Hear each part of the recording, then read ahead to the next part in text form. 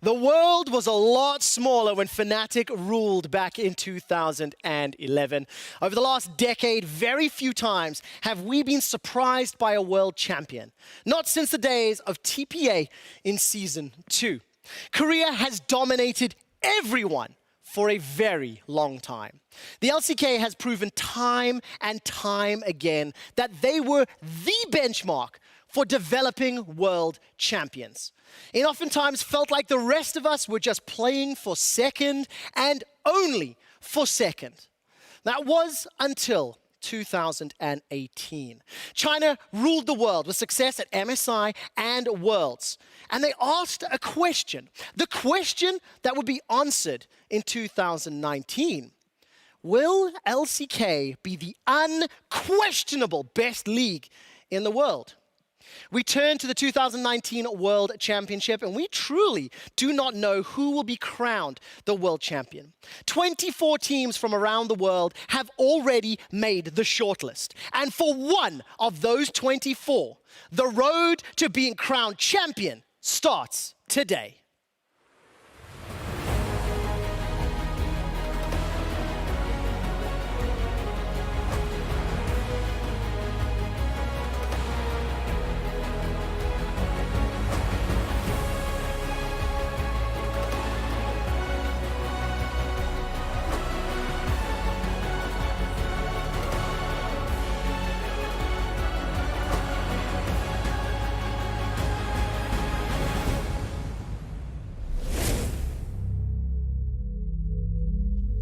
And welcome, ladies and gentlemen, to the World's Group Draw Show. In 30 minutes, we will be starting the draws for 2 stages of Worlds, the play-in stage and then the group stage. I'm QuickShot, joined by Ender, VODS, and Froskuren.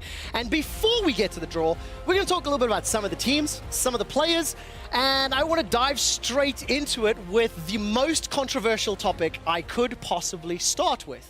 Yay. Who will win the World Championship in 2019? There's a lot of people talking. You want us to decide already? Yes. Didn't you just stand over there like, everyone can win, it starts today? That is how I started, and that was for dramatic effect. Now I want to know, like, what are some of the fans, what is social media, what are some of the teams talking about? I know we have some shortlisted contenders already, so Frosk, answer the unenviable question of who could be a team to win Worlds. The question you asked for is who are the favorites in the tournament? And it has to start with the LPL, but it's not going to be the team that everyone expects me to say. It's not going to be Invictus Gaming. It's instead going to be the #1 seed, Fun plus Phoenix, because Super Carry Doinby finally made it to Worlds. He is their superstar mid laner known for his very creative picks. He plays things like the Pantheon, the Nautilus. He doesn't go more the traditional Akali or the Kianas, but he completely changes the game and he attacks the map, a very heavy roam style mid laner. And this team is incredibly well-rounded. I was so impressed by what I saw in the finals against RNG. This team had good macro, this team has great players, they have a lot of versatility in their playstyles and drafts, and I feel like that they are a terrifying team coming into the World Champ. Other names that you want to grab hold of this is the jungler Tian. Him and Doinby are, again, very strong in that 2v2 and roaming down towards that bot lane. Christ is a very strong support that no one really has heard of, and LWX and Gimgoon are solid pop-off players. All right, let's see if the LPL can make it 2 in a row. Let's move on to another potential contender.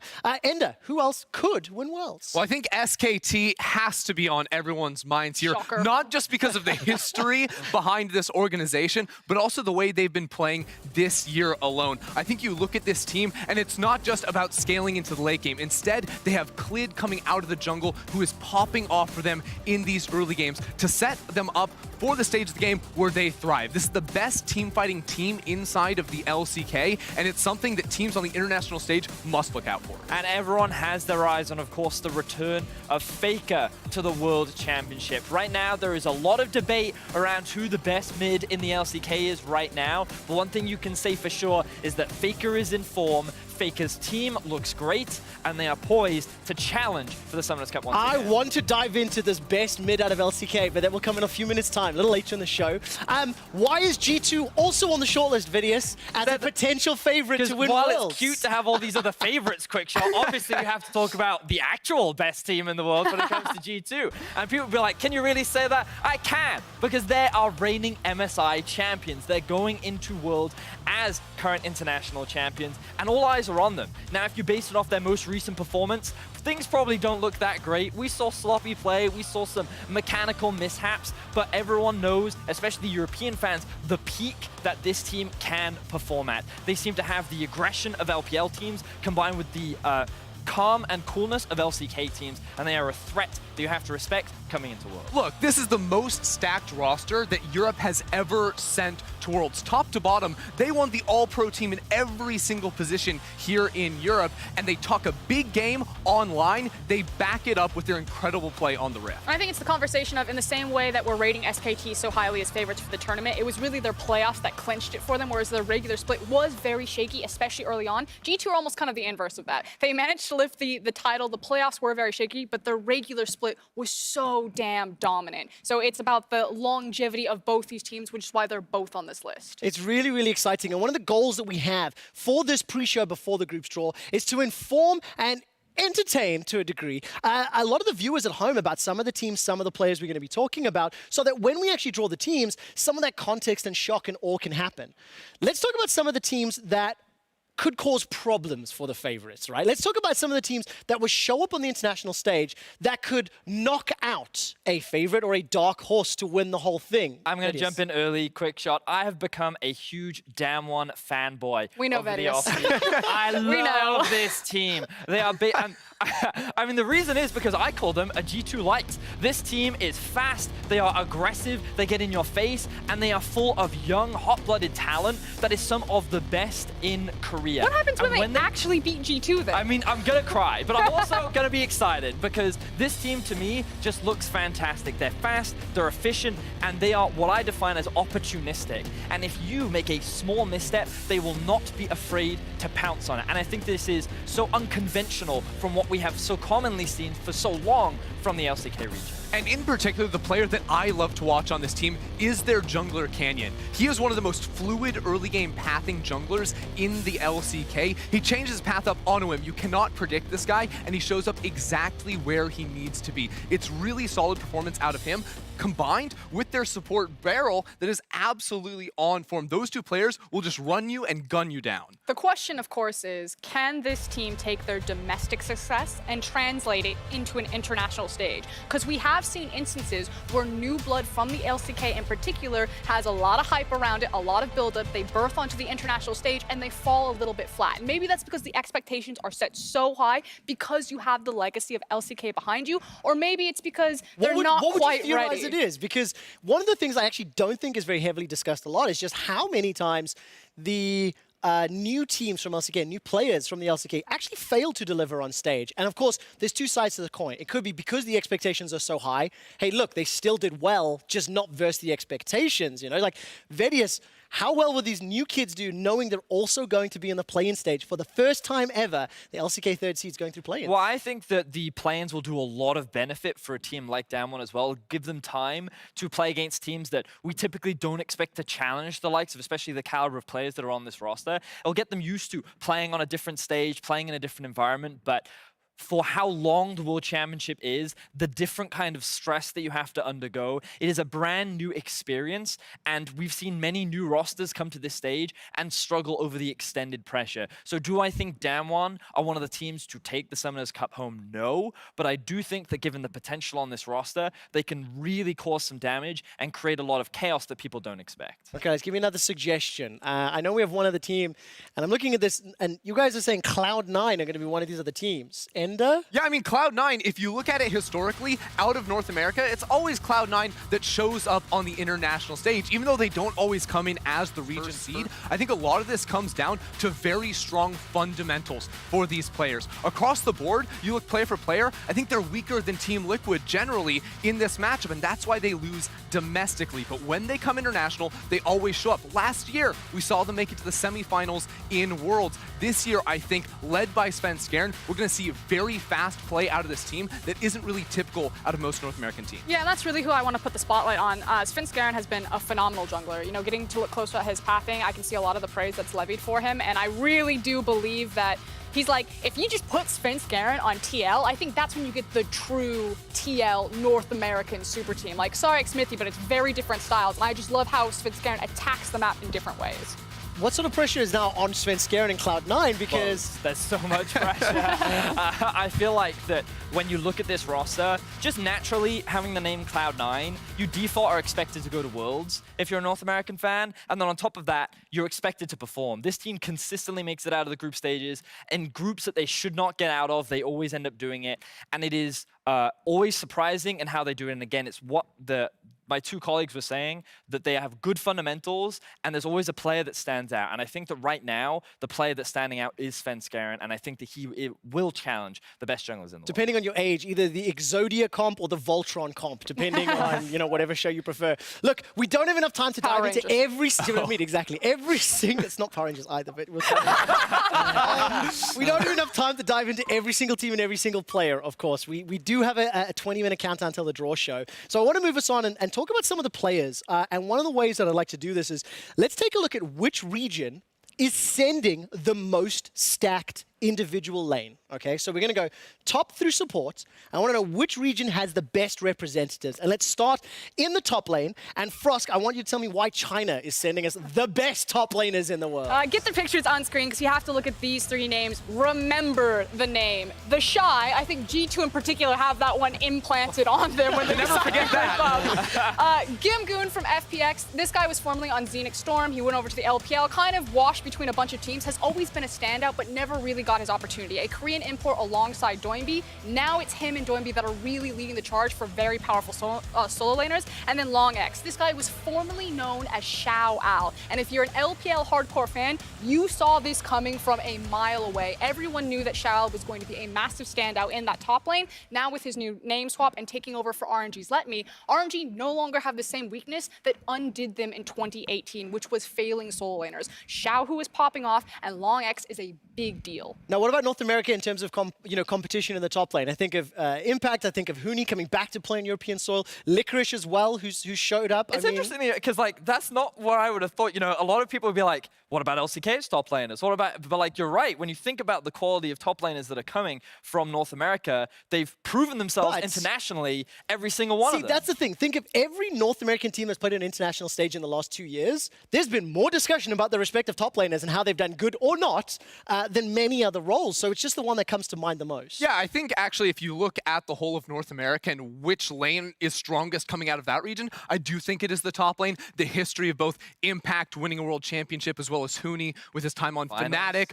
going to the finals on SKT as well, now returning back to North America, as well as Licorice, who was the sort of unknown quantity going into last year's world championship. He showed up and looked very, very strong. So as far as roles go, I do think top lane is where NA is. But I still think that LPL kind of takes the cake. Oh, definitely. While I do acknowledge that you're right, there's a pretty big gap. There's a debate to be had between those two regions. I do think that when it comes to top lane talent right now, LPL does have the edge for me. Now, one of the things that's quite fun is as we go through the rest of these lanes, there was a lot of discussion and debate, especially amongst the three of you, around how to determine some of them. But junglers, this was a pretty clear winner. Super easy. Where we go. Without a shadow of a doubt, it is LCK for jungler. Canyon, Tarzan, and Clid have spent this year redefining expectations for the LCK. This is a region that's always known for playing slower, playing a more controlled style of jungle, but all three players on your screen right now pop off in the early game. Canyon's fluid early game pathing,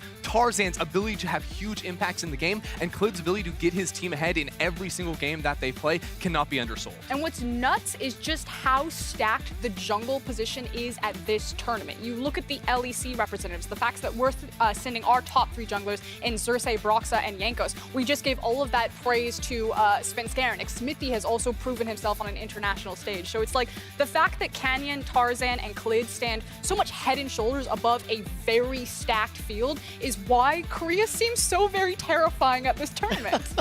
There's so much fear in your voice. So much fear in your voice. All right, so jungle, clean and clear. I really, really, really wanted EU to win the midsection. I just don't think that we can. There's two rookies. It's Nemesis and Human. It was never going to happen. EU mids is an old narrative, Trevor. What if the two rookies do show up and pop off? Then maybe retroactively we will remember this discussion. We're not there yet. So Ender, who's winning mid and why? Well, I mean, I think we got to look towards the LCK one more time. You start off that conversation conversation because Faker is showing up, and he looked so good towards the end of this LCK split, but also two newer players to the international audience in Showmaker and Chovy. The conversation in LCK was actually which of these players is actually the best in mid lane. It was not a clear-cut Faker among lots of analysts because both these two young players have shown up so much. I mean, even today, I was having a heavy debate with Jiizuke around who the best mid laner in the LCK was. I'm like, it's Chovy, and he's like, it's Faker. And that just goes to show how stacked the mid lane pool is, because there is so much debate, and it's not even like Faker is playing poorly. Faker is in form, and you have two other mid laners that are coming alongside him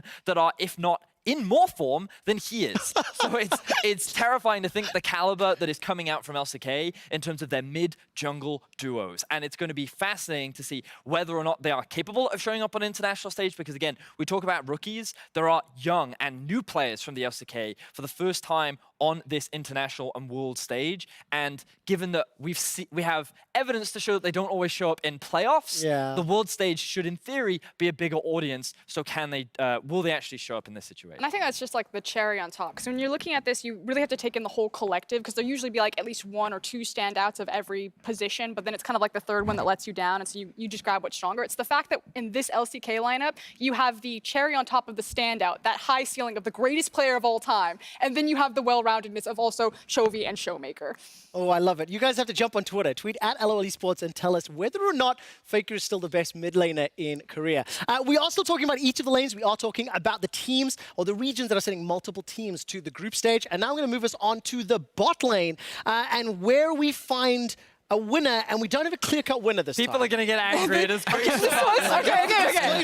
When we sat down in the room to do this one was definitely the most contentious. And I think that there are fair arguments for either side of this one for probably three but which reasons. sides, Frost? Okay, let's start with the LEC bot laners. So you have the representatives of Perks, Reckless, and Kabe. And I think the big defining argument for why the LEC would be sending the three best collective bot laners is in the fact that it's bot lane. It's not ADC, it's not marksman, it's the fact that you're going to have Garen Yuumi flying down there, you're going to have your traditional ADCs, and you're going to have your Syndras. The fact of how they've revolutionized the meta down there, I think is what's really defining, as well as having international pop-off performances. When Reckless meets Uzi, he gets dumpstered. But when Reckless met Jackie Love, he put him in the dumpster. So you still haven't given me where your answer is. You've given me multiple considerations, VODS. So for me, I was edging a little bit more towards Europe initially, but then I watched the FPX final, and now I'm a little bit more towards the LPL representatives. But I do think that it is a debate on your preference, because I think that everyone can agree Perks Reckless coming out from Europe and Jackie Love plus Uzi from LPL are probably two of the standouts. But LWX and Kabe can be up for debate. And it's very much around LWX is this aggressive, in-your-face, very strong laner. Yeah, strong laner. Whereas Kabe is a lot more about playing for his team and much more in the team fight aspect. Yeah. So which one do you value more and which one do you rate higher? And if you ask anyone about Kabe before 2019,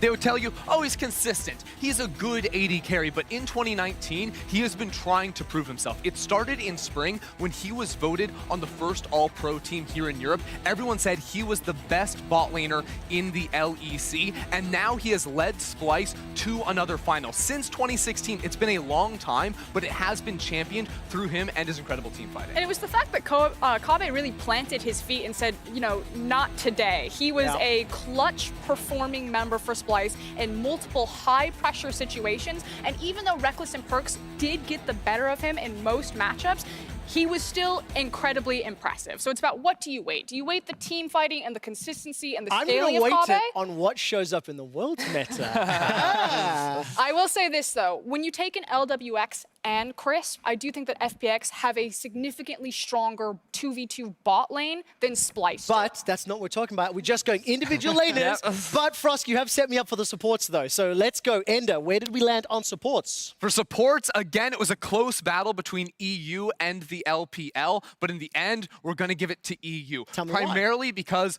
of Mickey and Hylissang. These are two of the best supports in the world. They're absolutely insane at finding advantages. You can't find two more aggressive supports out there. These guys roam all the time through that mid lane to try and get advantages for their team. And while yes, you look at some mistakes by these guys when they go too ham, their highs are unquestionably the best in the world.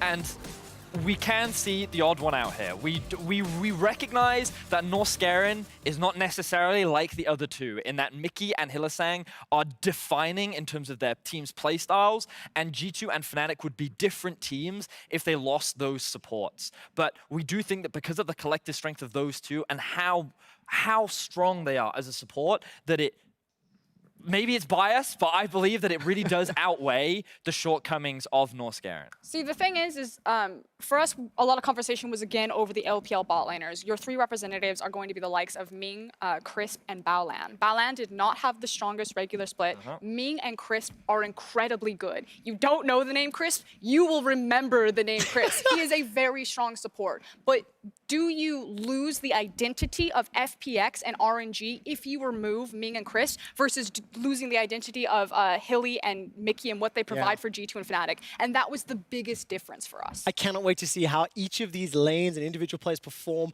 on the World's Group stage. I do want to turn our attention to the play-ins teams and start talking about some of the regions as they will be the first ones to participate in the group draw show. Now, in typical LEC, European-style fashion, we do want to play a little bit of a game.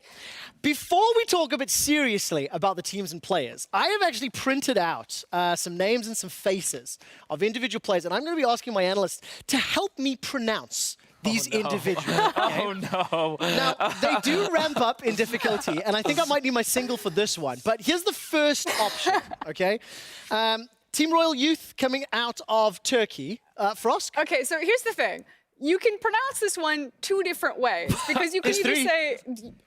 I'll give you the third one. I'll start with the first two. You can either say closer, as in he closes the door, or you can say closer. Now his name is Closer, as in he's moving closer to you. I don't know what the third one is. I thought the third one could have been C Loser. Moving on, let's see the next one. All right, Isurus Gaming. All right, Isurus Gaming. Let's try this one. Wait a second, that's not a player, that's a product. That's Bug Axe. It's a spray deodorant. It's about yay big. Here you can sort of spray it like that, get it all over your body, because this thing, it doubles as an insect repellent. So not only do you smell good, but you also get rid of all those bugs. You know what they say about bugs? No bugs. That's good. Right, moving on. I think it's Boogax. I don't know. What is it? I'm pretty sure it's also, like boo. we are just having a little bit of fun with this. We do actually have pronunciation But it's guidelines. also, We don't need them right it now. stems from a long history of Oh, yes. So what about mispronouncing player names. What about No. That's it's short. Is it not Bert? That's Legendary. It's short. Oh, It's short sorry, for no, Albert. There's a second T, so it's Bertie. My apologies. Birdie, short for Alberti. Legendary superstar ADC of Flamin' Joes. Shout out to Bertie. All right, this one is for Frosk and only for Frosk. Okay, it's Ananasik, and it means pineapple. There's no Are N you sure? in No, this. no, no. N there. Because You I pronounce it know. wrong. Okay, How do hold you up. pronounce Hold that? up. How do you guys at home say this? No. No, I know what they're saying. Trevor, I know what they're saying. They're saying in chat right now, they're saying a yaya chick. Yeah, you chick. So the capital, he has capital H's. They're all capitals here, but yeah, they're not correct. Sorry. Because it looks like the N. And why is Ananasik important in Germany? It's the German word for pineapple. It's close to it. Ananas, anyway. It means pineapple. Okay, His name is pineapple. This one is actually a little bit more for the viewers at home because we should know, but I want to see if you guys can give me some creative No, just ask responses. Frosk this one. Okay. 'Cause, So this one is now, we should know. Okay, I came from like Give it a go, hard years of LPL, like trying to pronounce stuff that sounds that my mouth cannot make. I'm not trained, and then I see Vizicachi, I'm like, oh. like, the first time she saw it, it was Vizikasasi. It's Kasaksi. All right, now this one, on three, I want us to say together, all right? Okay. Because there's the reveal. Oh. 1, 2, 3. 1907 Fenerbahce esports. Oh. You don't Wow. But anyways. You're fired. Okay, now the fun and games are over. Let's move on a little bit and start talking about some key play-in icons. All right, there are a number of players that are returning to the world stage, a number of players that are very, very successful, and I do want to get a little bit more of a serious tone. So let's start with Saya and Frostgrown. I know you have some strong feelings. So, coming to this segment, when we look at the play-in teams, a lot of people will just kind of be like, okay, I'm ready for group stage, like next. But you have so many iconic and legendary names who are consistently showing up, and it means so much for these regions to see these guys strive for it. And when you think about kind of like repeated international appearances and just domestic titles, Saya has to be the first on your list. He is technically the most decorated domestic player of all time in League of Legends. He has only lost like a single tournament a single domestic tournament that he has participated in. And he's not known for being like hyper flashy in lane or like hard flexing on kids, but he is known for being a great in-game leader and a superior shot caller. He works with his longtime jungler Audi, and Isurus Gaming with Saya kind of at the core of it are this LATAM super team, and it's Saya who will really lead them to success and hopefully make it to the main stage at Worlds. We'll have to see. Isurus Gaming will be in Pool 2 of the play-in stage group stage in just a moment or two. Let's turn our attention to Bert, BRTT, of course, from the CB LOL. Yeah, I mean, you can never forget BRTT. This guy's just a mainstay when it comes to international competition. And you go all the way back. You remember he was on the 2015 Pain Gaming roster that was one of the first emerging regions to ever win 2 games in the group stage at Worlds. This guy is a legendary bot laner. In Brazil, one of the biggest, probably the biggest name you can throw around in that region. And he's an absolute legend when it comes to the Draven in the bottom lane. You look at his arms, he's got Draven on his arms. You can't forget the man's Draven. He is still in 2019 pulling Draven bans, which is incredible. For me, it's just the flair of BRTT. It was like the fact that he had the skill and then he backed it up with such a big personality, and like he's almost like the epitome of it, the essence of a Draven player. Like he will just style on you, and Flamengo, I think it is. I think so, yeah. Yes. We're denied an upset in appearance previously at MSI at the very end, and now they finally get to showcase themselves, and this is what CB LOL fans have been waiting for. They wanted this team on the international stage to represent them. But that is both a blessing and a curse, because CB LOL fans are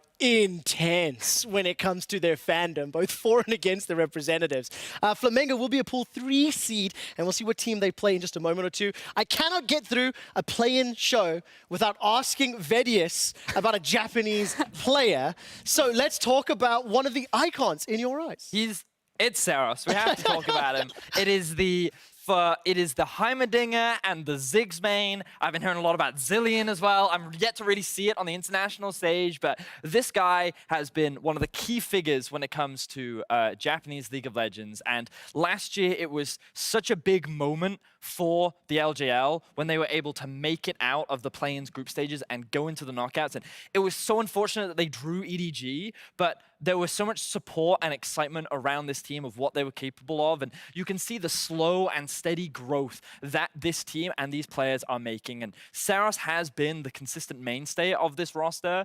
And I personally am always excited to see the Ziggs Heimer main back on the international I am going to make stage. you, I want to hear your bold calls for how this team's going to do once we see their group, okay? World champs. You are Quick shot. always... The next one I'm actually going to jump on as well, because Unicorns of Love moved over to Russia, or they started a team. Edward is back at Worlds. Unicorns of Love are playing at Worlds for the first time ever. And this is a guy that goes back all the way to Moscow 5 Gambit days and is extremely experienced. I want to see what he's going to do back in Europe and in the play-in stage. Yeah, formerly Gosu Pepper. He's got a long legacy behind him. Gosu Pepper, wow. I know, right? That's a throwback. He coached in the LEC for a split for Rogue, I believe. Yeah, and in then, spring. Yeah, hopped over to the LCL, excuse me, and it was like, want to go to Worlds, boys? Tag along. Unbelievable. All right, one last player, Enda, if you can tell me about Lloyd. Yeah, I think so. Lloyd comes from the LST. This guy goes way back too. 2015, he was playing at Worlds for the Bangkok Titans, and he's just been through it all for this team. You look back to just last year, he also qualified for Worlds. The interesting thing about Lloyd, though, is that every year it seems like he flips between positions. He's playing jungle early on, now he's playing ADC. You remember last year at Worlds, he was a jungler. This year at MSI, he's back again. He is an ADC. Now at Worlds, he's a jungler again. So he literally just flips his role for his team so that they can go to these international events and hope to impress even more. How scary is it, VODS, just before we get to the draw, that Damwon Gaming and LCK Rep is in the play-in stage for the first time ever? I mean, it's pretty scary for these teams.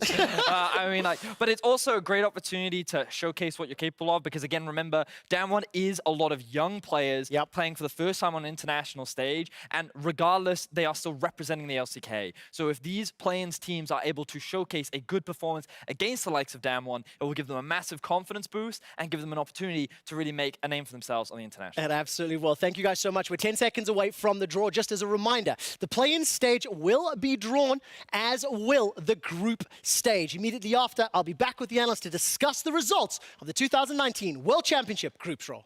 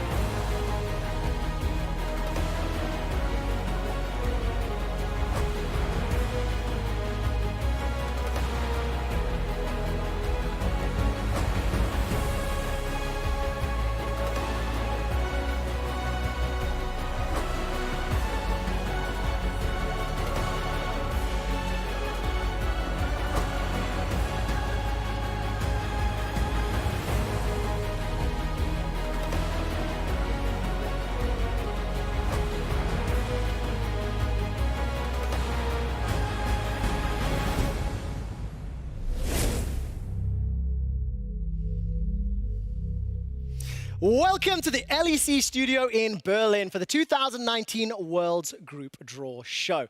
I'm Quickshot, joined by Jiizuke and YamatoCannon, two representatives from Vitality, team that really had a massive impact on the 2018 World Championship. The SKT, G2, FPX, and Team Liquid, the best teams in the planet, are competing at Worlds 2019, but it is a long and tough road to the Summoners Cup. Let's find out who will be facing whom in the different stages of the tournament. We will first do the play-ins draw, followed by the group draw. The 2019 League of Legends World Championship is making its return to Europe, and we're here to take a closer look at the tournament's format. 24 teams will compete in up to 3 stages of Worlds, starting with the play-in stage, followed by the group stage, and concluding with the knockout stage. The play-in stage will take place in Berlin, Germany, and consist of 12 teams. The number 1 seeds from Brazil, Japan, Southeast Asia, Oceania, the Commonwealth of Independent States, Latin America, and Turkey. The number 2 seed from Vietnam, and the number 3 seeds from North America, Europe, the LMS, and for the first time ever, Korea. These teams will be drawn from 3 pools into 4 groups. They will then play a best-of-1 double round robin within those groups, and the top 2 teams from each group will be drawn into best-of-5 knockout matches. The 4 winners will advance to the group stage, where 12 new teams will be waiting. Those teams are the number 1 and 2 seeds from Korea, Europe, North America, and the LMS. All 3 representatives from China, as well as the number 1 seed from Vietnam. The 16 teams will be split into 4 groups, where they'll play a best-of-1 double round robin.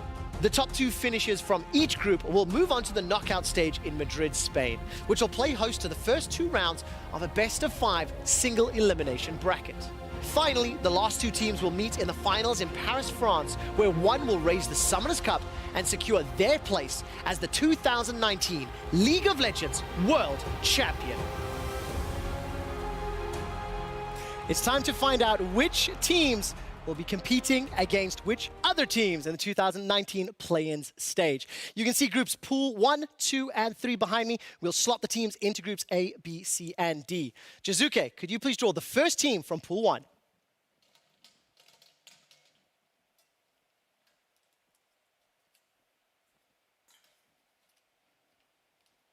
And the first representative is Clutch Gaming.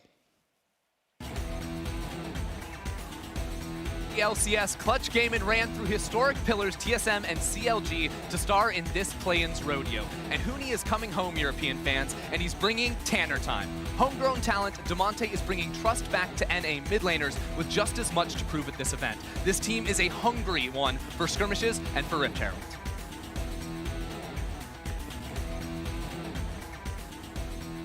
Clutch will slot atop Group A. Jiizuke, if you could draw the next Pool 1 team.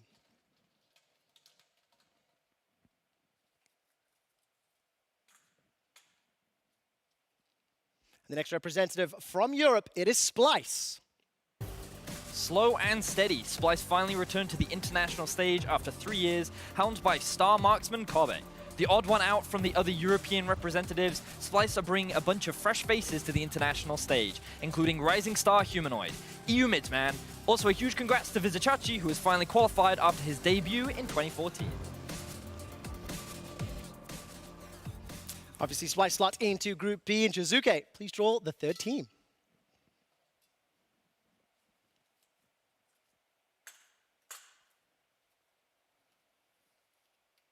And it is, of course, Hong Kong Attitude that will sit atop Group C. After a disappointing collapse of the LMS in 2018, the 3 LMS representatives are hungry to regain respect in international discussion. The key player is Mission, who has since returned to the squad that traded him away to help lead them back to the international stage after the 2017 appearance. He's teamed up with the familiar face Crash, and while once competitors are now the first line of attack in proving the LMS is here to play.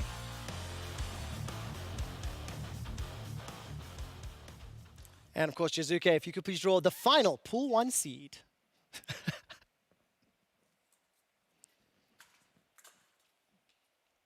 And Damwon Gaming from the LCK for the first time, Pool 1 in the top of Group D. New team, new names, and new expectations as the 3rd seed for the LCK qualify for their international debut. This team has redefined the LCK macro, bringing a fast and furious playstyle built on powerhouses Canyon and Barrel. While expectations are high, question is if this green team can stand tall under the spotlight of the world stage and lead Korea to former glory. Now, the Pool 1 seeds are drawn. YamatoCannon, if you could draw the first Pool 2 seed, they'll slot into Group A.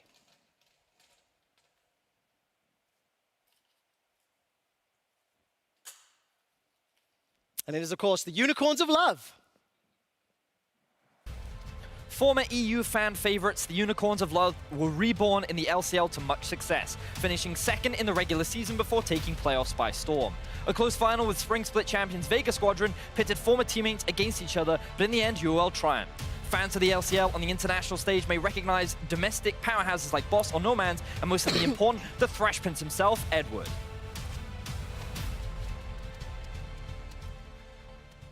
YamatoCannon, if you could draw the next Pool 2 seed.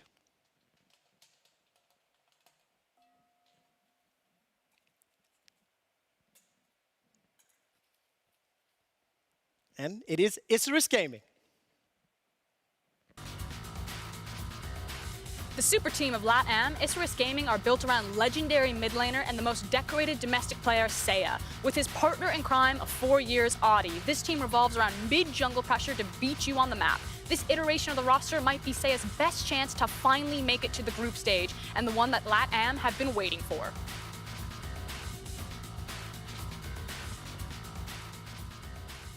And of course, they will slot into Group B. YamatoCannon, if you could draw the next team, please.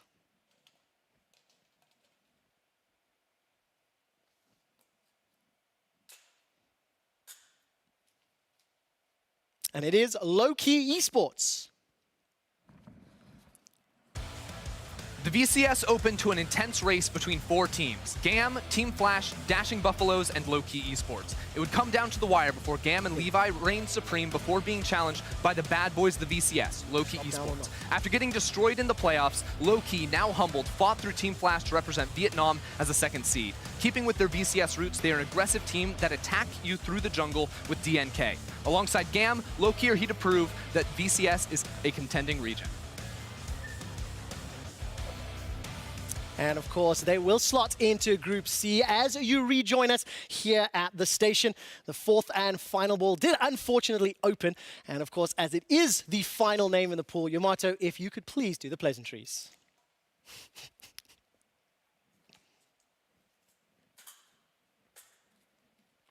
And it is Royal Youth. Taking down fan favorites Supermassive, Royal Youth are a collection of nobodies that defied expectation to become somebodies. Centered around LCK veteran Pilot, Royal Youth excel in hard-engaged teamfight compositions and went the distance due to pop-off performances from their jungler Closer.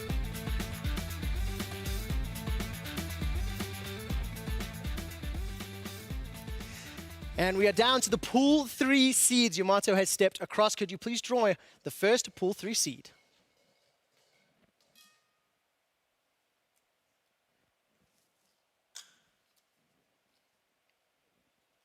And of course, it is Mammoth. Newcomers to the international stage, Mammoth only formed in Split 2 of 2018 before revitalizing their entire roster at the start of 2019. After a disappointing 5th place finish in Split 1, Mammoth were dominant in Split 2 playoffs, not losing a single game on their way to the title. Their mix of Triple, King, and Destiny's international experience with first-time competitors Fudge and Bopip could be exactly what the OPL needs. And Mammoth joined Group A alongside Unicorns of Love and Clutch. Yamato, the next team, please.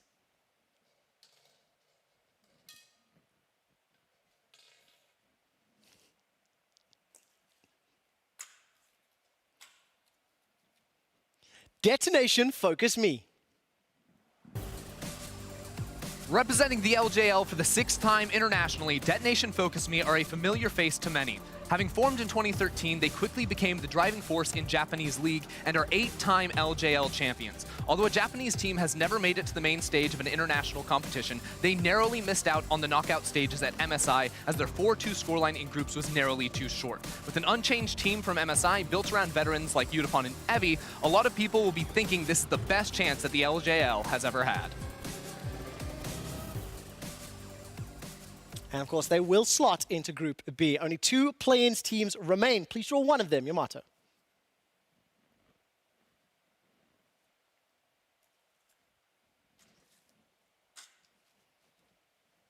And it is Mega. The Thai representatives from the LST built their roster this year around 3 of the region's 2018 Worlds representatives, Rocky, Lloyd, and G4. After disappointing at MSI earlier this year, Lloyd role swapped back to jungle, as he often does, and they upgraded their bot lane, bringing in Korean AD carry duel. And Yamato, if I could ask you to draw the final Pool 3 team.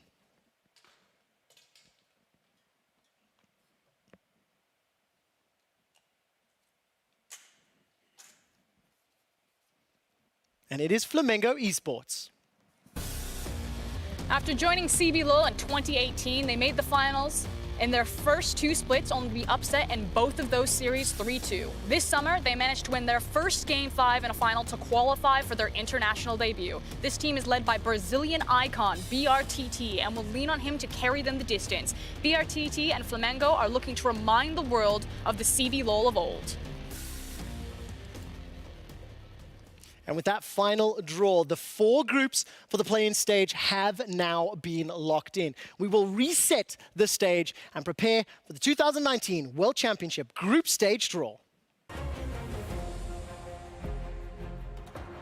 Okay, so right out the gate, looking at these groups, the one that I actually find the most interesting is Isurus Gaming being matched across from Splice. Now, the reason why I say that is stylistically, Splice are a team that don't necessarily attack teams in lane phase, although we'll see if kind of the skill discrepancy between major regions and emerging regions changes that for Splice, but Isurus Gaming are excellent at playing the map, and I felt that they were a team that could do really well unless they ran into a very aggressive early game competitor. Splice, I think, is a good stylistic matchup that we might actually get to see Isurus Gaming shine even against a major region.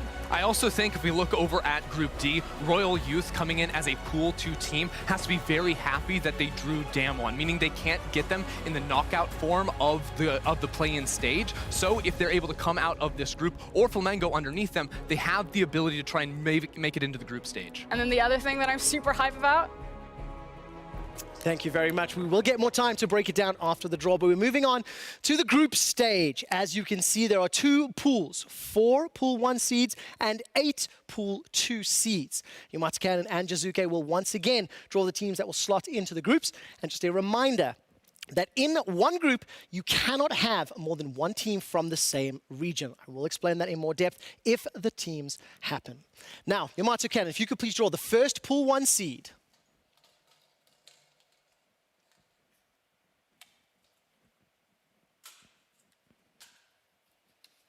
G2 Esports.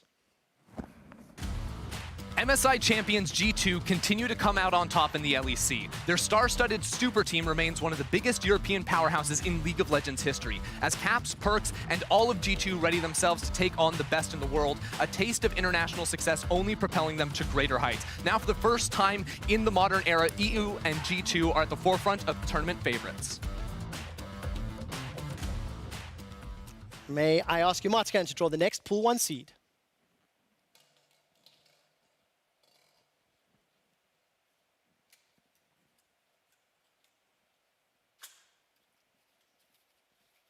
It is Fun plus Phoenix. After 4 years, super carry Doinby finally makes his debut on the world stage. Securing his first domestic title, Doinby is recognized for his creative picks, innovative laning, and map impact. Alongside powerhouses Tian and Gingoon, FPX were just short of breaking the record for the most winningest LPL team of all time. They speed ran through the LPL and now, as one of the favorites of the tournament, look to bring the Summoners Cup back to the defending region. Only 2 Pool 1 teams remain. Yamato, please draw one.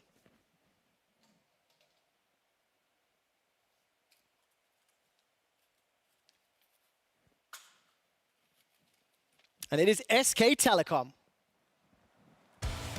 A team that needs no introduction, the 3-time world champions and 2-time MSI champions are back on the world stage after a disappointing 2018, which saw them missing out on a world spot. After finishing 4th in the LCK Summer Split, a lot of people wondered if SKT would miss out on Worlds for the first time ever in 2 consecutive years, but they had other plans. The legendary SKT playoff buff took full effect as they swept aside Afrika, Sandbox, Danwon, and Griffin.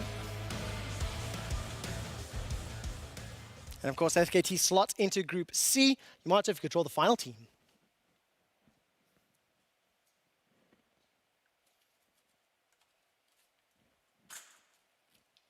And it is, of course, Team Liquid.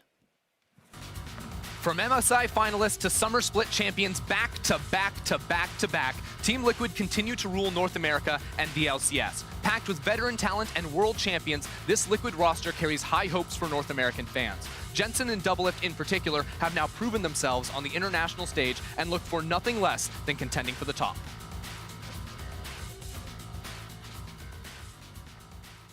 Let the fun begin as I ask Jiizuke to draw the first Pool 2 seed.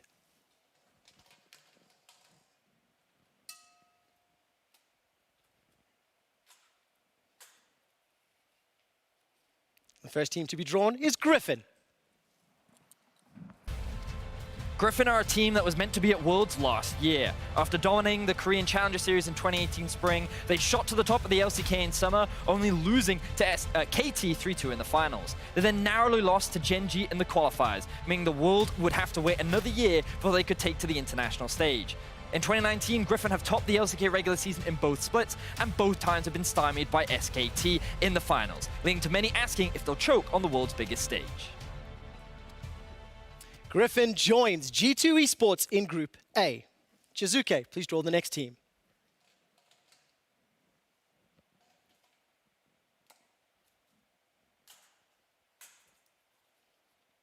It is J-Team. Always second to big names AHQ and especially the Flash Wolves, J-Team were finally able to convert regular split success to playoff victory, securing their title and finally birthing Fofo to world stage. A staple of the region, Fofo often stood in the shadow of Maple, but now gets to show the world he's been the true power of the LMS, and through his roaming map playstyle, wants to bring respect back to the region.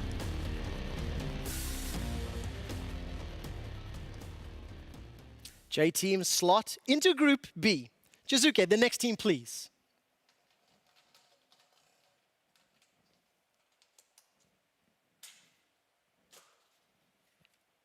It is Fnatic. In what was dubbed the greatest LEC final since 2015, Fnatic showed us that there is more than one world-class team in Europe this year.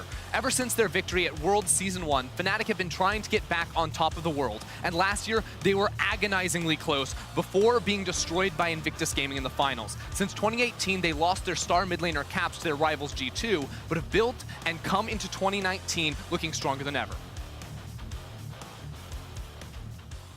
And of course, Fnatic will slot into Group C along with SK Telecom. Jiizuke, the next team, please.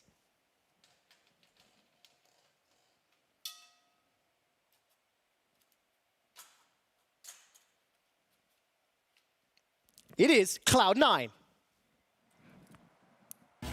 Often seen as a meme team, Cloud9 continue to show up on the international stage. They have made every World since 2013, and after making North America's furthest ever run in 2018 by beating Afrika in the quarterfinals, Cloud9 will want to prove they can go one better this year. With Sneaky now holding the record for most Worlds appearances at 7 in a row, all eyes will be on him alongside LCS Summer Split MVP Sven Skaren to continue Cloud9's international legacy. As Group D already contains a representative from the LCS, Cloud9 will move to the next eligible group, meaning Group A, along with Griffin and G2. Jiizuke, the next team, please.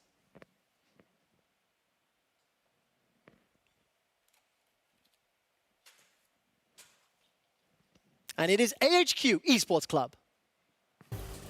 Last seen on the world stage in 2017, it's been a while since AHQ was a household name in League of Legends. After chinning 4 Worlds in a row, it almost seemed like we'd seen the last of AHQ Esports Club. However, they've shown that they are still a force to be reckoned with in the LMS. With Ziv, their top laner, the only returning player from their teams of old, many eyes will look at him to carry the team, but Weka is the player to watch. The mid laner turned ADC will be looking to follow in Perk's footsteps and claim international glory for the LMS.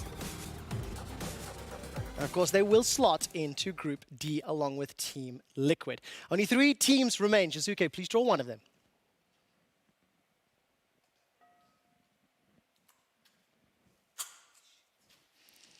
It is Royal Never Give Up. Legendary RNG returned to the world stage after collapsing in semifinals just last year in their year. All the familiar faces are joining them with just the newest addition of Long X to the top lane. But no discussion about RNG is complete without mentioning their superstar ADC Uzi. And guess what? This is still the Uzi show. And once again, as an LPL representative already sits in Group B, RNG will join Group C and conclude that with SK Telecom and Fnatic. 2 teams left. Jiizuke, please draw one.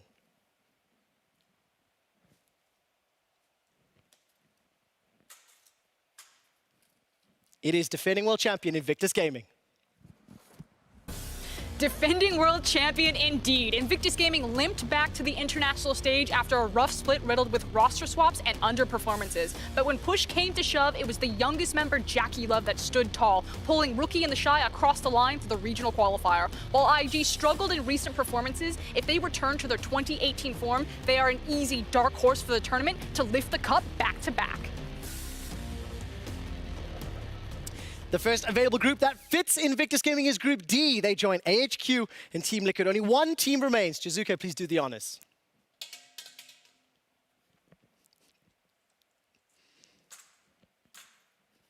And it is GAM Esports. GAM Esports, formerly known as the Gigabyte Marines, exploded onto the world stage in 2017 after taking TSM to 5 games at the MSI qualifiers. In the same year, they took games off of Fnatic and Immortals at Worlds, playing fast-paced, kill-heavy League of Legends. Since then, they have struggled to keep up the pace, but the return of Zeros and Levi to the lineup, they dominated the VCS Summer Playoffs, not losing a single game. This year, representing the VCS are a direct seed into the main stage. GAM Esports are likely to cause some upsets once again. And of course, GAM take the final spot in Group B, joining J-Team and Fun plus Phoenix. That does conclude the group draw for now. I would like to thank YamatoCannon and Jiizuke. Stay with us as we will be discussing the groups and asking the question, which one is truly the group of death? Well, I think we can answer think that we can answer real right now. quick shot. Group C looks absolutely killer. SKT, Someone check on Fnatic. RNG. It doesn't get any more brutal than I that. thought Yamato and Jiizuke are supposed to be helping Europe out. What is this? Now, I will say that Group D, Team Liquid having Invictus Gaming, who are looking pretty weak and who they dismantled at MSI. That's true. And also AHQ. I think NA is feeling pretty good for TL. I think they're popping out of that group, no problem. I'm still trying to, like, Europe, they're not super happy. No, hear me out though. G2, they dodged GAM Esports, so they're That looking is good. true. They also dodged an LPL team, which is arguably one of the teams that would give them the most potential problems. So stylistically, I think EU fans can be pretty excited about G2. NA fans can definitely be excited about TL. Fnatic fans, maybe a little more worried. I just think that Group A is also, frankly, I think the most interesting, because depending on what Griffin's performance looks like, A, you're going to see G2 versus Griffin. Yeah. Everyone wants that.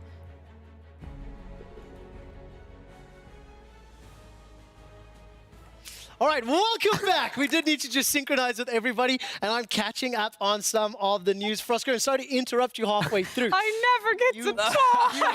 You just had 14 minutes of opportunity, so I find that disingenuous. Oh, my I word. do apologize. I actually missed all of the conversation as we moved up. So Group C, clearly the group of death.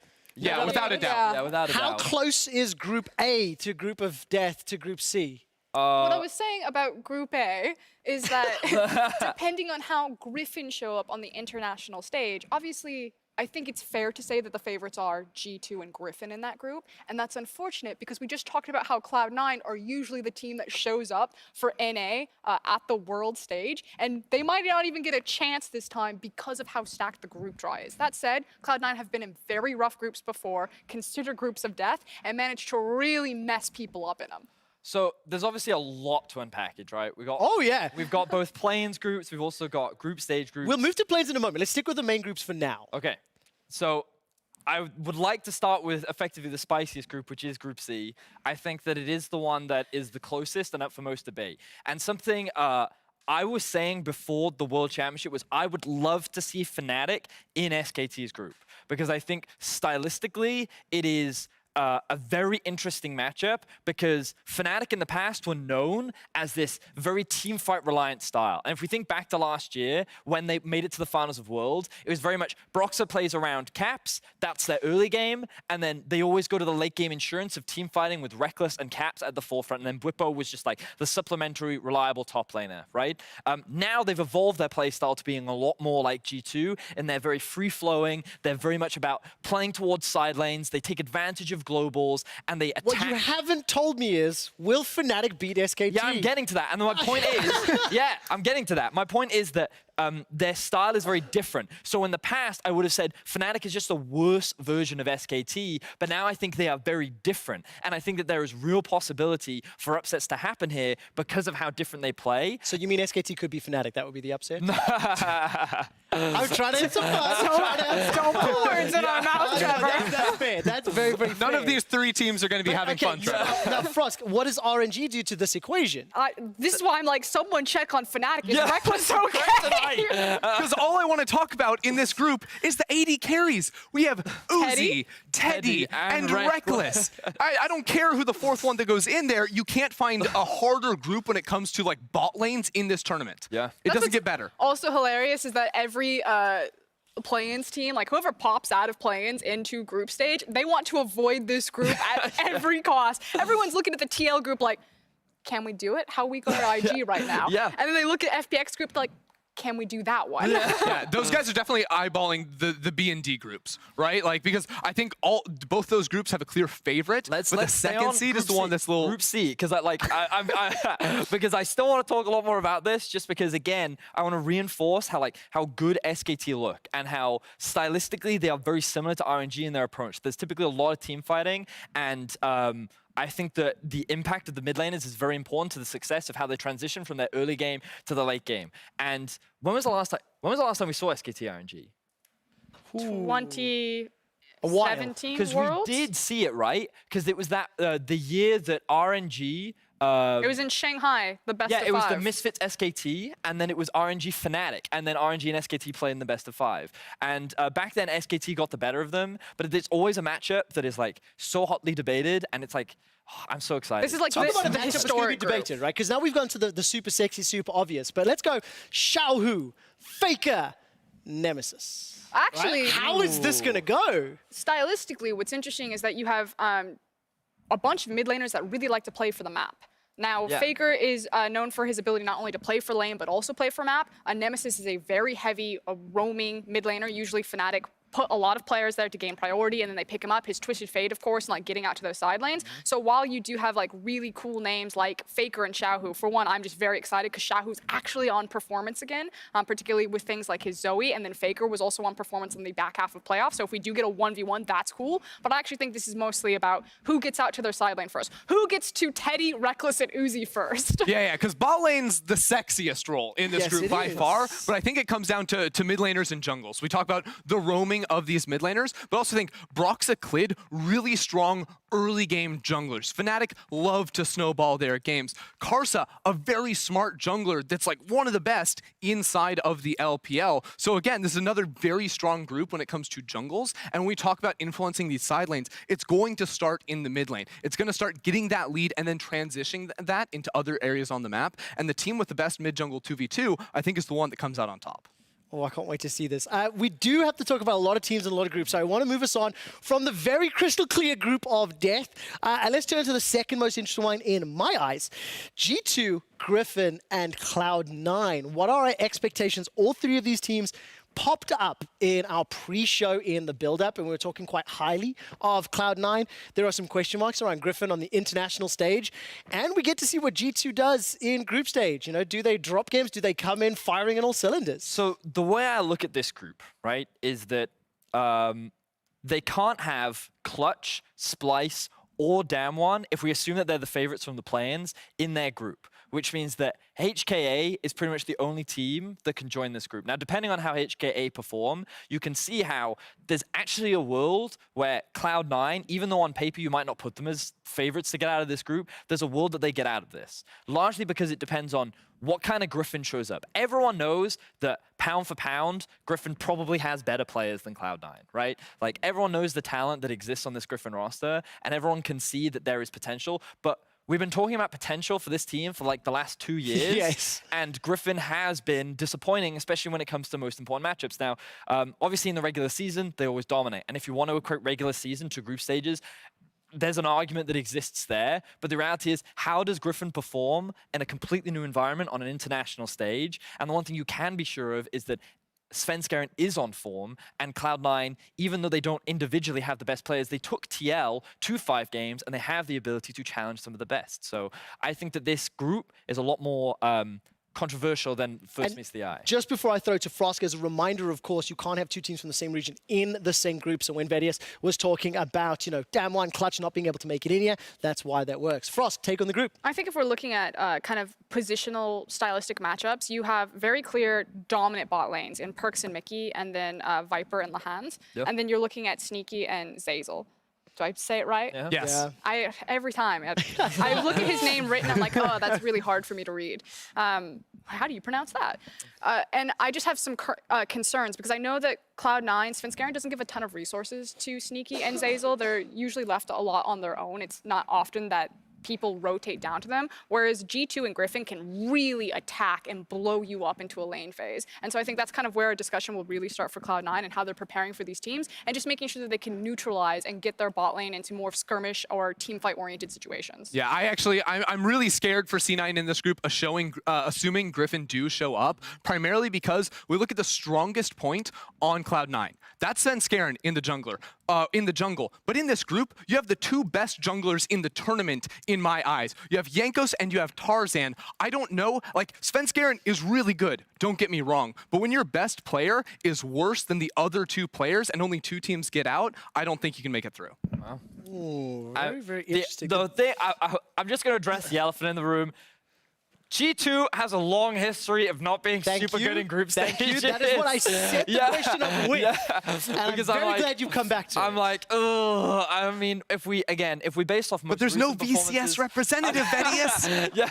It's free. I mean, it's true, but let's not forget G2 did lose to Team Liquid in the group stages of MSI. G2 have this tendency to have happy games, and That's actually true. There's huge variance in both G2 and Griffin, whereas people assume that Cloud9, you're probably not going to get a lot of variance. They'll be very consistent and very stable. I super agree. And it could be that consistency and stability that actually allows Cloud9 to pop out of this group, whereas G2 and Griffin might beat each other and then lose to, let's say, HKA rocks into this group. Yeah, and when we were looking sort of stylistically at how like a Cloud9 or a Team Liquid would stack up against a team like G2, I think we actually sort of agreed that Cloud9 has a better chance with how they play proactively through the early game and have a jungler that can compete. So like, I agree stylistically, it could look good for Cloud9. I'm just really worried that they get shut down in the jungle and then they just run around not actually knowing what to do, because usually they have leads out of that role. Okay, let's have a look. I need to move us on to the next group.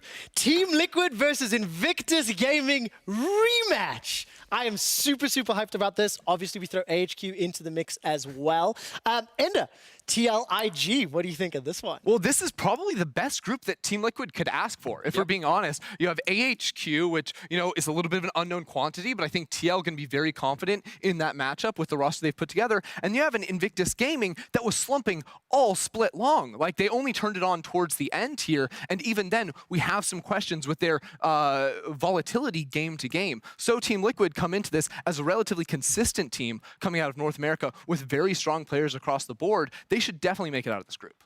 I'm just curious how much pressure will be on Invictus Gaming to really turn it on against TL in particular, because it was not a graceful fall. Also contrast that performance, because that was a slumping IG and a very well high-performing TL that allowed Team Liquid to win that semi-final. Like, let's not mince words, right?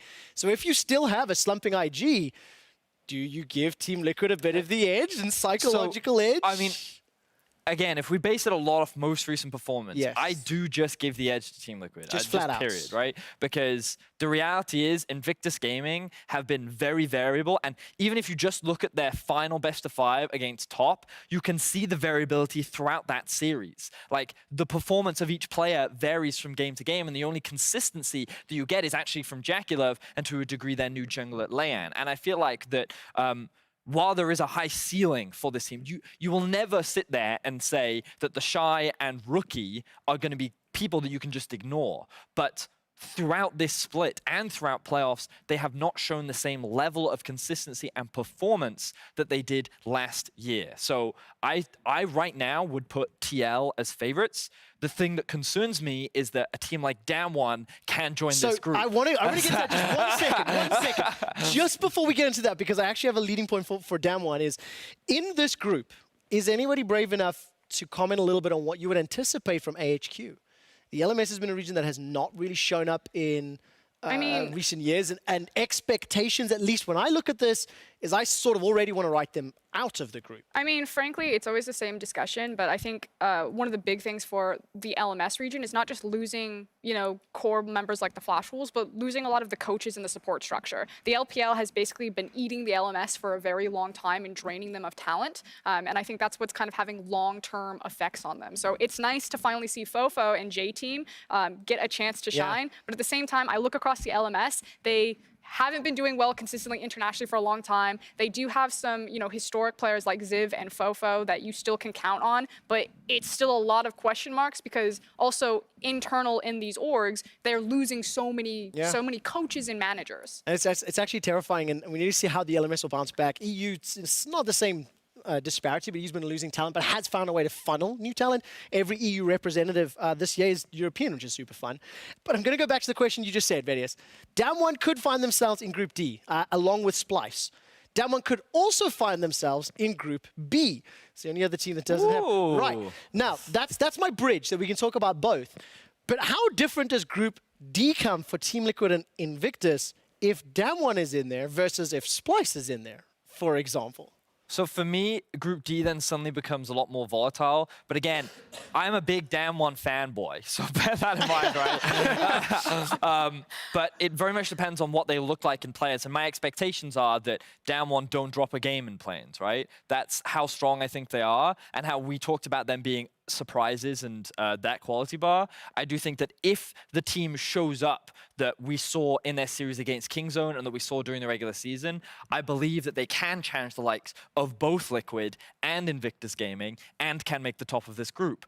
But again, the biggest debate and question mark is, does Damwon even show up? Because the one thing you can say for sure about Team Liquid and Invictus Gaming is nerves is probably not going to be a thing that affects these players, given the veterancy and legacy that exists on the roster of those two teams. Looking at this from a European lens and where Splice could potentially pop out here, I'm correct in saying that it's what, Group B and Group D? That's it. See, I would actually really love to see Splice take a crack at TL, because again, I think stylistically, you might actually get to see Splice do something. Like, they don't just get, if you put Splice in Group B and they run into FPX, I'm like, oh, that's gonna be rough, man. Yeah. Just like that early game might get slammed. But against a team like TL, I'm really curious, would TL push Splice in the early game, or will we just have like big scaling team fights over objectives? Who actually has the cleaner macro there to play the map? Well, I think, again, you'd probably have to compare junglers in that sense, and we think Xmithy, not super proactive in the early game, not the kind of guy that's going to push a team like Splice around, especially because Xerxes in the game, too, one of our best tracking junglers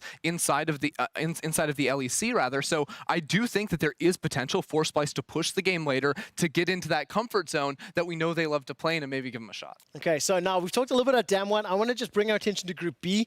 One of the other things we haven't touched on just yet, Clutch Gaming could be drafted into either Group B or Group C. There's no NA representatives, right? So let's keep that in mind. If Clutch get pulled into SKT, Fnatic, and RNG, that feels real bad. But then I get super hyped about the top lane matchups. Yeah, Huni gets revenge against SKT and Fnatic. Thank you, right? Like, then I get super, super hyped. But that is like the smallest sub-story in the bigger That's like picture. the only good thing about Clutch getting drafted in that group. I will say, and I feel really strongly that Clutch is the equivalent of what Vitality was last year, and that expectations are very low. I think people can be pretty realistic about what to expect from this team, but if they do just play their game, which is put Huni on a carry, go hard in terms of skirmishing and draft team fighting. Do you think any carry? Because I've seen them put Huni on many carries, and many times I've gone, ooh, that was a bold move. I mean, I based on what I saw in his recent performance, yeah, we will ignore the Lucian and the Cassiopeia. That's the point I was getting But my to. point is, like, again, I'm trying to set the expectation that no one is looking at Clutch and saying that they should get out of these groups, right? But you can look at Clutch and say that there is potential in their playstyle to create chaos, anarchy, and ruin people's days. And if you do not respect them, Huni is a world-class player. Yeah. You don't just get to brush them under the radar and say that they're not going to do anything, because in the same vein of Vitality last year, if you disrespect the team, then they have ways that they can upset you. If they make it into Group C with RNG, it was Vitality that had that tiebreaker game with RNG. Maybe it's written in the stars. Let's touch on Group B before we move on to the play-in stages. FunPlus, Phoenix, J-Team, as well as GAM Esports. I mean, FunPlus have to be pretty happy with this draft, but we also maybe don't really get to see them tested to their max until that knockout stage, depending on who joins them, because Damwon could be drafted into this group, as could Clutch, as could Splice. I think it's really fair to say that if teams can slot into Group B, they really want to be in Group B, because there's just so many question marks about GAM, formerly Gigabyte Marines, and J-Team, or the LMS in general, and how they'll actually perform at a high end. I do really want to see FPX versus the VCS, though, just because think of how fast that game will be. I just want to see Captain Levi showing his worth in those games. You know, the guy that they put the Nocturne on, the funnel Nocturne way back in the day. That team had so many unique strategies. Before any team was willing to try and pull them out, it was always GAM leading the charge and using them to find those upset wins. It was one of like the first emerging region teams to really just take the world by storm. I can hear Yamato's voice in the back of my head saying, play your style. Yes. This team lived and breathed that concept. And, let's not forget that depending on which, like if Splice go in this group, stylistically, GAM and FPX both have a good shot against them. Like, they're fast, they're high action. This is the style that Splice typically struggle with when they have no control over the mid game. And so there's a world in which GAM could actually make it out of group stages and go into the best of fives. And not only would that be a massive deal for the VCS, but GAM having Levi rejoin the team and get them to the knockout stage. It would just be such a fantastic opportunity for them. And so this group could be quite volatile. I mean, it will be volatile. And of course, all of this is theorizing that the favorites from playing stage win, right? This is assuming no upsets happen, and we will get to that in a moment or two. I have one more question for the panel before we move into the play-in group stage. What if Fun plus Phoenix do not obliterate this group stage? What does this do for expectation setting for a team that is on the shortlist as a frontrunner to win Worlds? Like, just assume that they have difficulties with J-Team and GAM. I'm going to say that I won't think anything about it. I also think that FPX in each best of 5 will change pretty dramatically because their champion pools are very unique. Now, this is all depending on what the actual meta looks like for Worlds. But if you go back and watch their playoff runs and just their regular split games, certain champions that you're used to seeing global have high priority on them just fall to the wayside because Doinby's champion pool and his style is so impactful on the game that he changes the course of things. So how FPX, like, yes, their play style is similar, mid-jungle focus, rotate into the bot lane. Like, you'll constantly see them blitzing down bot and making tower dives. It is pretty consistent, but how they execute on that and the champions that they pick are very different. And so going into any best of 5, no matter what the other team is, it really just depends. What answers do you have to Doinby's chaotic champion pool? Can you deal with some of these matchups? And if the answer is no, then Doinby's going to have a field day with you. And if the answer is yes, then you find the Achilles heel that has really cost Doinby a lot of his career. All right, very interested to see how that plays out. Let's turn our attention to play-ins groups. As we've already alluded to, I actually didn't get these written down, so I will have to catch up in a moment.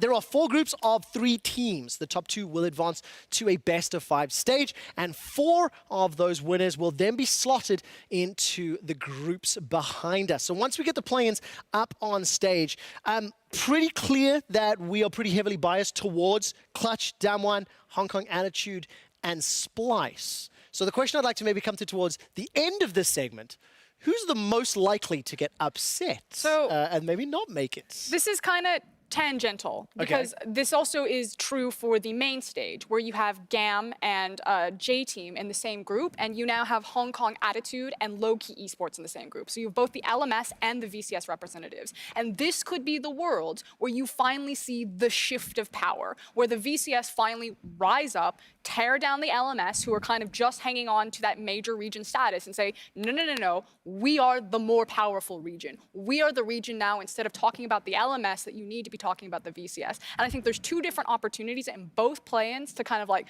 whet the appetite, and then in groups to really see that come to fruition. And not saying that there's like a grudge match or anything between these regions, but I do know that when a VCS team runs into an LMS team, just because of the history behind like the GPL, the Southeast Asia region, that things will probably get pretty intense. And I think usually when people want to pick of which major region will fall down, they usually target the LMS just because of lack of experience with the region. Yeah, and even I agree with that sentiment just from studying Hong Kong Attitude and the way they were playing towards their playoffs run and actually leading up into Worlds. This team actually seemed fairly inconsistent, not really in terms of gameplay, but in terms of draft. You know, sometimes they would build these beautiful team fight competitions where they could very easily play out the game and close, but other times they just would not enable their star jungler Crash. You know, this guy's been around the entire world playing for teams, making it to Worlds multiple times in the past. And the problem is, I've seen a lot of games where he just has no lanes to play through. So I think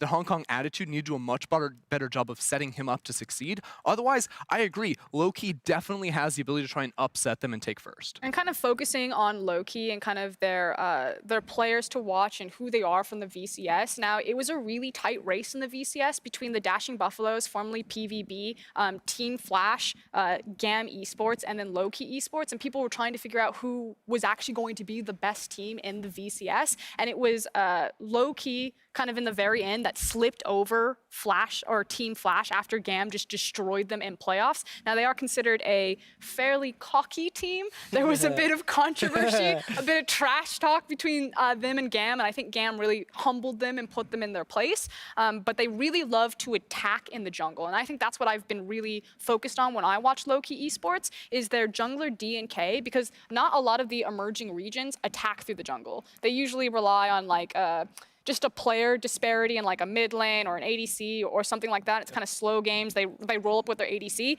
but D and K like out the gate will just like smash you in the jungle. He will hunt and he will find you. I am such a fan that all three of these teams are in the same part of the world and have history. I want more of the trash talk. I want more of the hype because it just adds to it. I do want to move us on to talk a little bit about Group D. Damwon are obviously in there, and then you've got Brazil and Turkey that are now realistically expected to fight for second place, right? And obviously taking the second seed means you will fight a #1 seed from another group.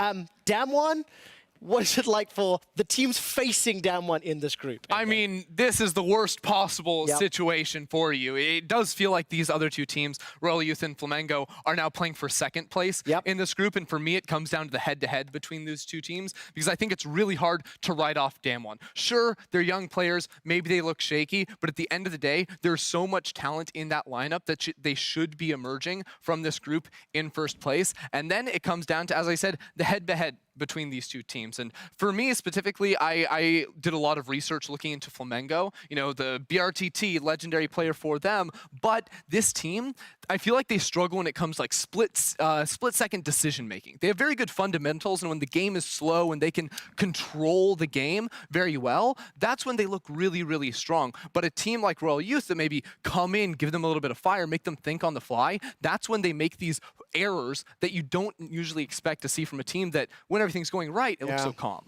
Players to watch on Royal Youth are their AD carry Pilot, formerly of the Jin Green Wings, so that name should recognize or resonate with people. I know, he's like, I get another chance at them. What I found interesting about this Turkish team is that no one really expected them to win. They weren't the heavy favorites. Again, Supermassive are in that region. They have names like Wolf, Zeitnot, like, you know, much more standout big names, but it was really pop-off performance from Closer, and then just the consistency of Pilot that gave Royal Youth a lot of purchase in the region to represent here. I do think that there are some weaknesses in their mid lane, and it's really problematic when you look at Damwon, who has such a strong mid laner. Because I think if you really want to beat Royal Youth, you blitz them 2v2 mid jungle, because Seal seems to not be quite synced with his team. There's problems with lane assignments. He gets lost on the map a lot, and especially on an open map. I think that's actually where you can really abuse Royal Youth, by targeting him specifically. In lane, he's actually very solid. His mechanics are strong. All right, let's see how their performance goes. We don't have too much time left, but I am going to ask VODS, Splice versus Detonation Focus. Let's go in there. It is one of my favorite memes of every draw show, but quite seriously, Isurus Gaming also inside the group. What's your take on Splice's chances? You have to feel obviously they are favored, but I want to know by how much. So I believe I've been talking a lot with Frosk, and stylistically, there's a chance that Isurus actually have an opportunity to create some chaos, create some opportunities. They are, of course, playing with Seiya and Oddie. And with War Angelus in the bot lane, there is a real world in which they can, like, I remember Seiya and Oddie being this hyper-aggressive duo that can build advantages through the 2v2 mids. And it comes down to a very big matchup between how the junglers control each other and how they deal with each other. I still think Splice should just be considered favorites because of their experience and talent. I can see they're enthusiastic, Frost. But before we get to that, he asked me a question about Detonation Focus Me, so I got to talk about my favorite region, Japan. Now, Detonation. Why does no one want to let Frost talk? What? Okay. So, Detonation Focus Me. On the realistic side, they are still slow. They are still the same old team, which is very much that they want to wait for team fights, and they're not super proactive in the early game, and that's just how the rest of the region plays. So it's difficult to say that they should be considered favorites in this group, but who would I be if I didn't just have blind faith in Japan and say that this was probably the easiest group that they could get out on top of? What a weeb. Moving on to Frosk. I am a huge Isurus Gaming fan. I actually think they're a really smart team. Usually when you're watching a lot of emerging regions, one of the issues is like fundamentals. Like, do they have a strong basis for fundamentals, or are they relying on just like stronger, superior mechanical players and individual performances? I think ISG are actually a really good like macro team and how they read the map, do rotations, but they don't attack you in the lane phase, which is why I'm super interested to see how they deal with Splice. Unless Cersei just absolutely destroys Adi, as you were talking about, I actually think there could be some really cool map trades and objective trades that people wouldn't really be used to seeing from an emerging region team. I think they're very, very smart. I'm hyped about this team. I'm excited. Unfortunately, we've only got about 2 minutes left, so I need some quick thoughts before one last question. Group A, Clutch, Mammoth, UOL, Ender. I mean, everyone has to put Clutch at the top of the list. I think it's just going to be top. You were going to say UOL. No. This is going to be top lane kingdom for Huni. He's going up against Boss and Fudge, which I think he has a very large advantage in those two matchups. And I honestly don't think the rest of the map actually matters for Clutch. I honestly think Huni's just going to run in and run all over these guys. That's actually how I feel about this tournament. Unfortunately, looking across a lot of the emerging regions, they don't have very strong top laners on an international level. And so even though I think there's debate about who's better, Clutch or Splice, I think Splice is an easier matchup potentially because Chachi doesn't necessarily punish you in lane as hard as Huni does. And so because of that, I think Clutch are absolutely terrifying to these teams. And I'm expecting a lot of local support for Huni back in Europe, playing in the region that, you know, gave him his fame. The last question I have, throughout the entirety of our discussion here in the post-draw show, we have assumed that Clutch, Splice, Hong Kong Attitude, and Damwon will win and will advance to the group stage. Which one of these teams is the most likely to get upset, and why? That is the question I want you to answer. That will be our closing thoughts. We'll be back with Play-ins Groups next Wednesday. Ender, it's a difficult question. Who's it going to be? What's that?